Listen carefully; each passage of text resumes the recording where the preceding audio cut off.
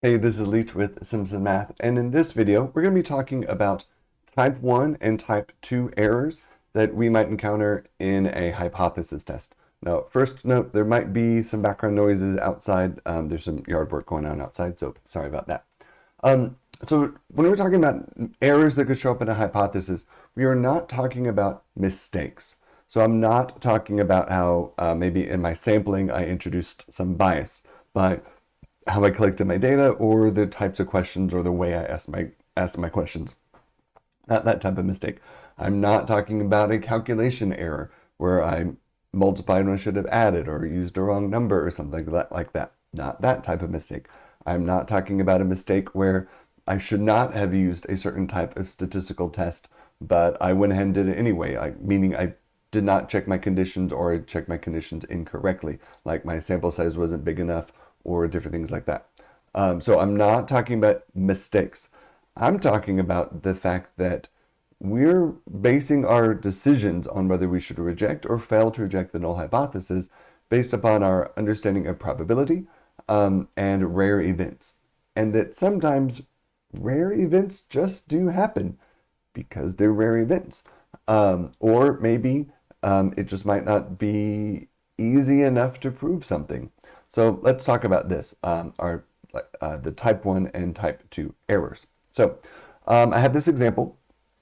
One of my nephews made for me a die. It was a 6-sided die. He custom molded it and made it, and it looks really good. And I think it might be fair, but we're not real sure. So in this example, we're going to be looking at, I'm going to be assuming that P is the true proportion of rolling a 5 on a custom 6-sided die.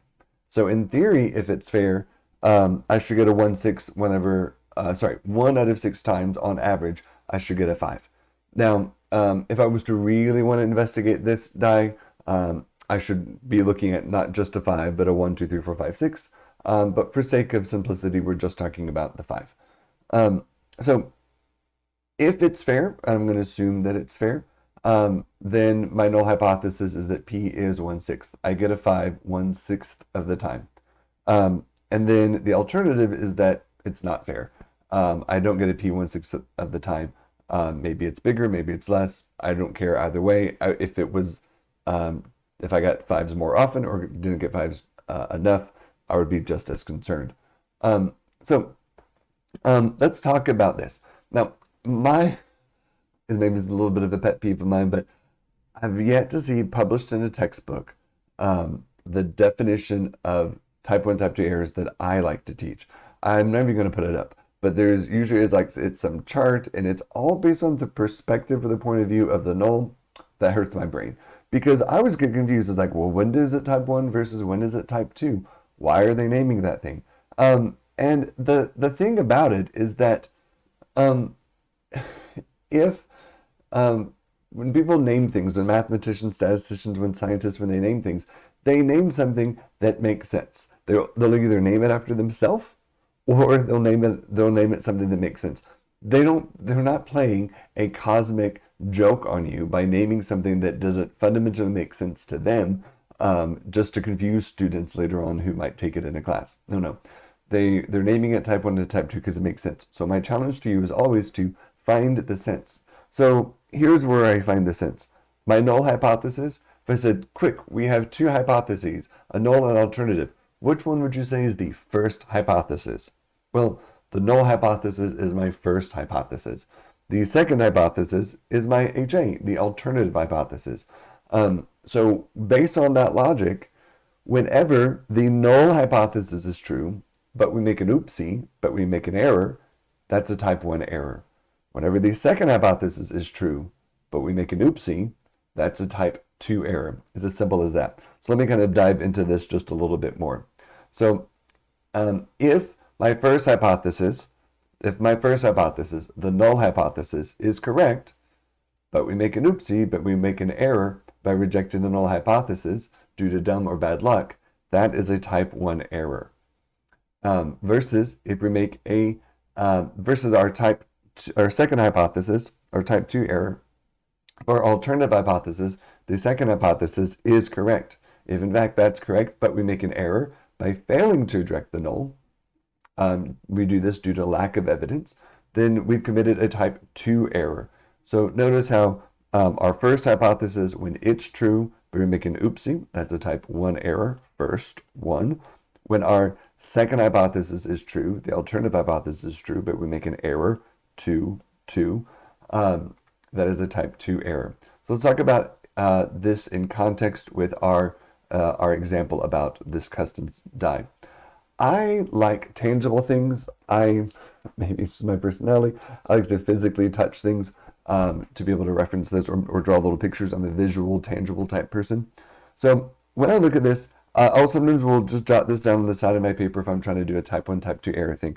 I'll say, okay, well, I have HOHA. So this is type 1, this is type 2, or this is my first and my second.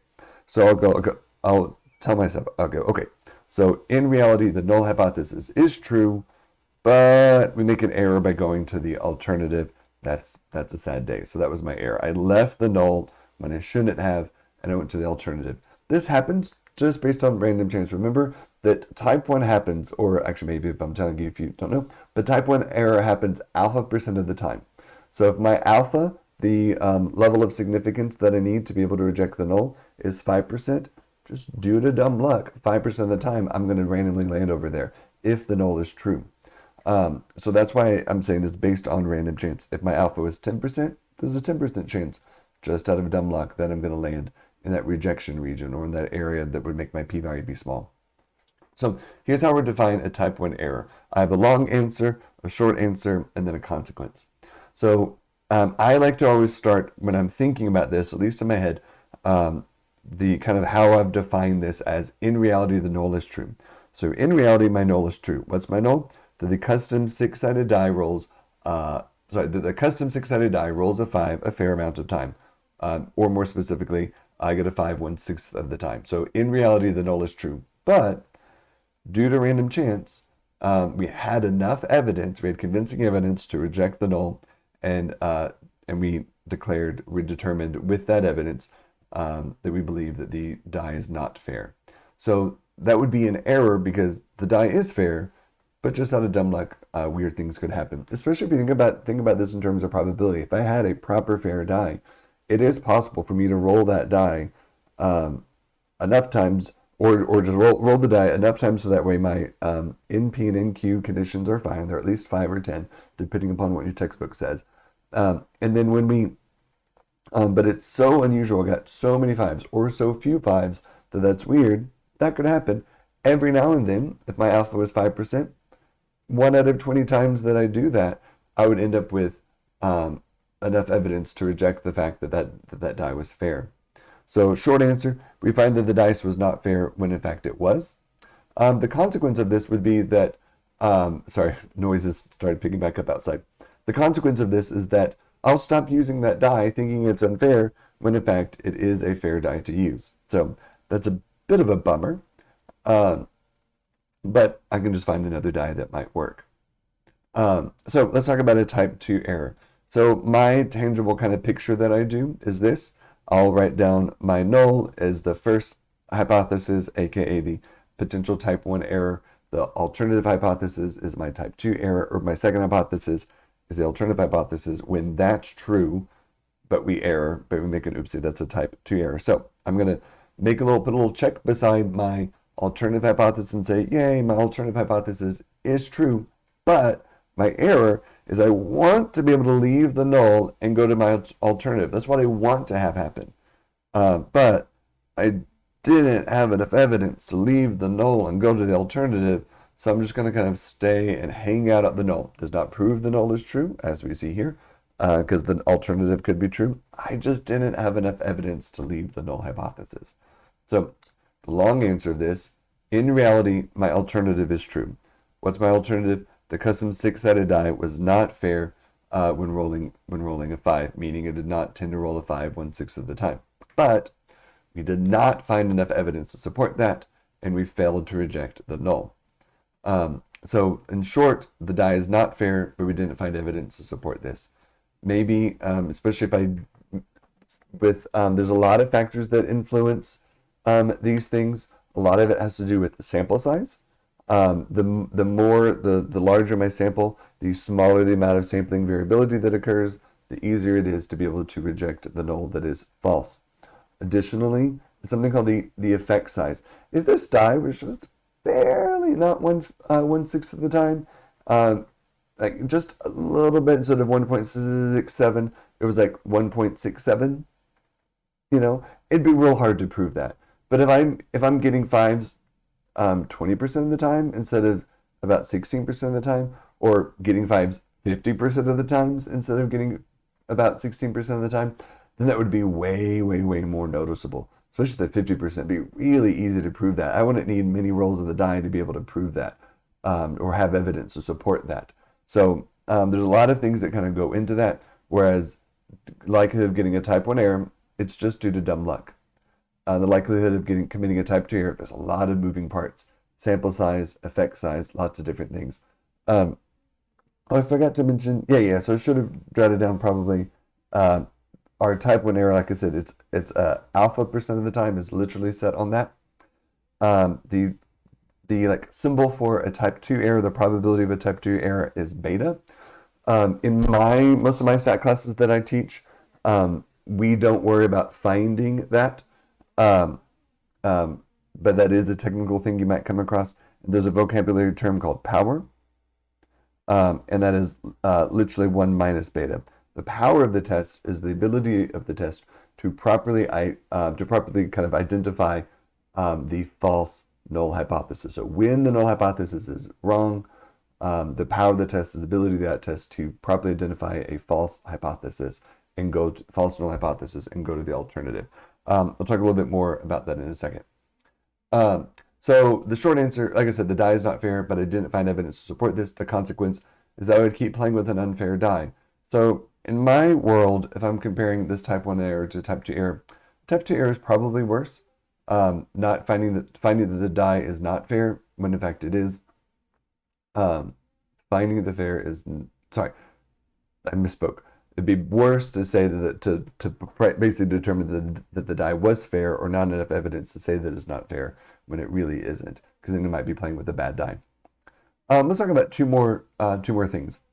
So just some real life examples. So the first is in our court of law. So in the American judicial system, we assume that the defendant is innocent until we have evidence against that. And then the verdict comes back as either guilty or not guilty. Notice we don't come back, the jury or the judge doesn't come back and says that the defendant has been found innocent. No, that's wrong. The news or TV movies or something like that might make that mistake. But the verdict comes back either guilty or not guilty because we either have evidence for guilt or we just did not have enough evidence for guilt. We're already assuming them to be innocent, so we don't need to make that declaration. No one's ever found innocent. They're not proven innocent because I can't prove the thing that I'm assuming to be true. So let's talk about what a type 1 error would be. And I'm going to do my little draw a picture thing again. So if it's a type 1 error, that's my first hypothesis is true. So in reality, the null is true, but I left it and went to the alternative in a sad day. So what does that mean?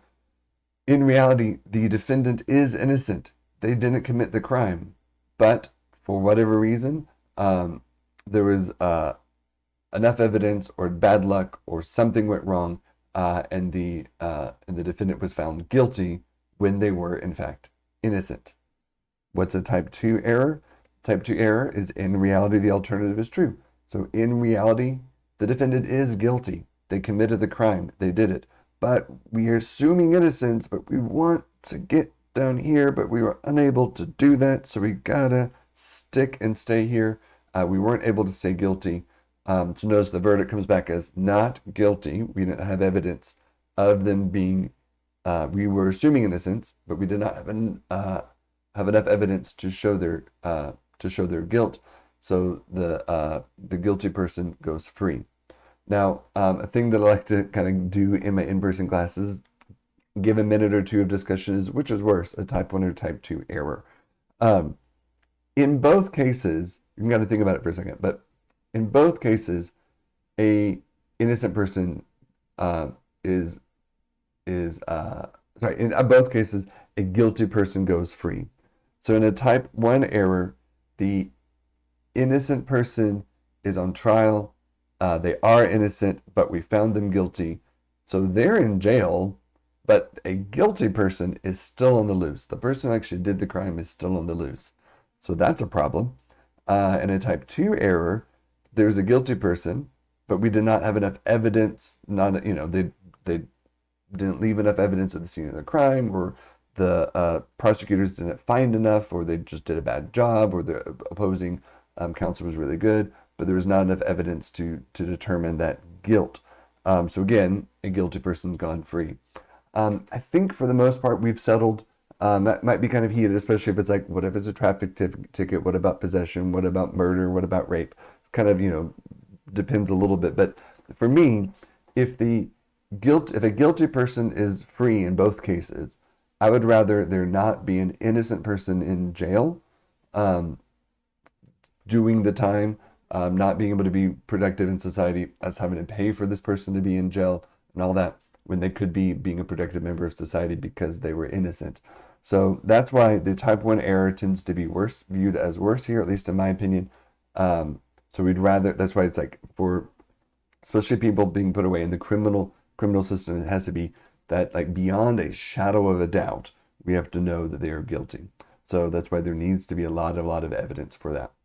Over here, on the pregnancy test, the test's default is not pregnant.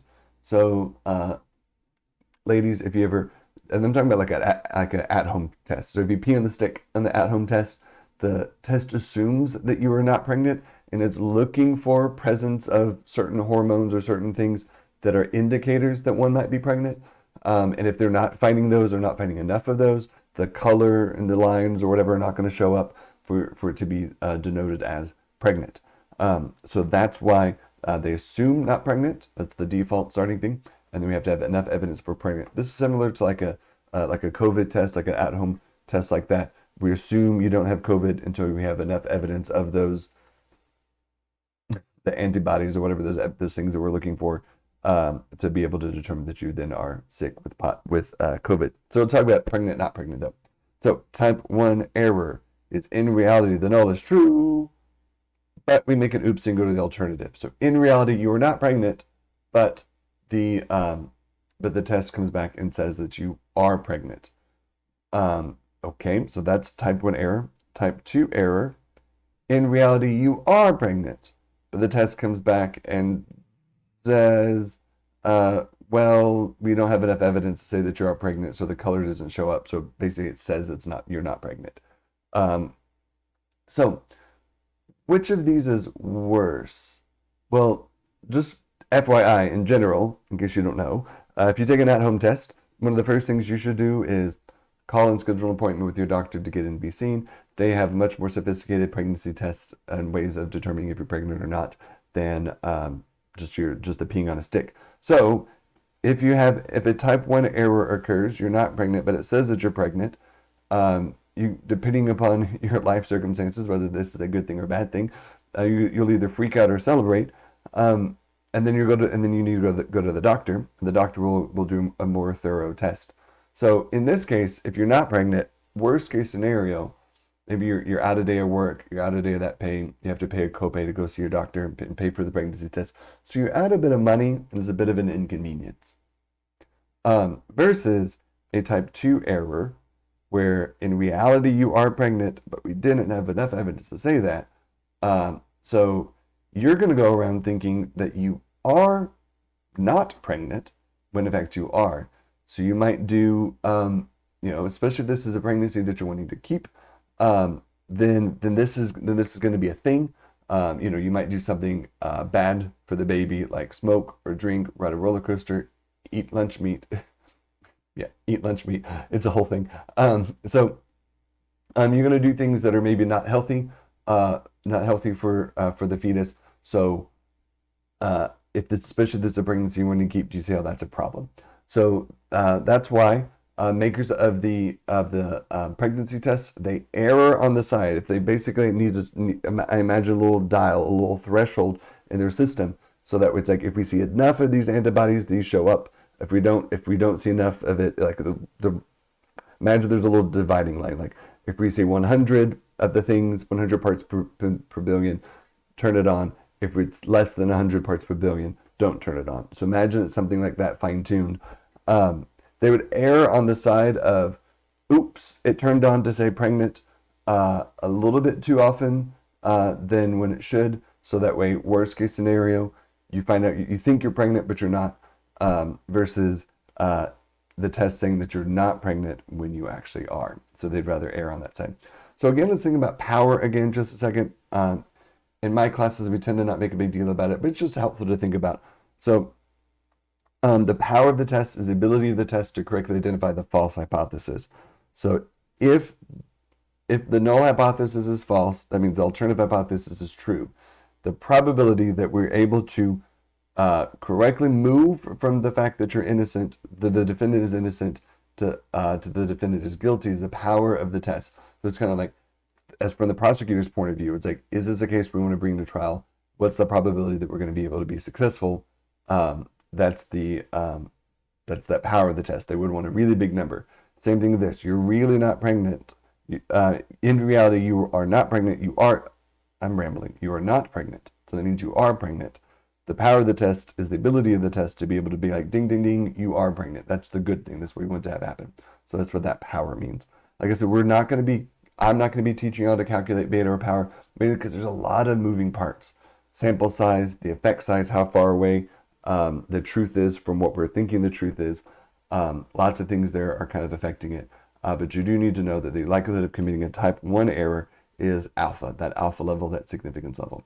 All right, I hope this 22 minutes of me rambling about type 1, type 2 error might help, because it is a little bit of a confusing thing.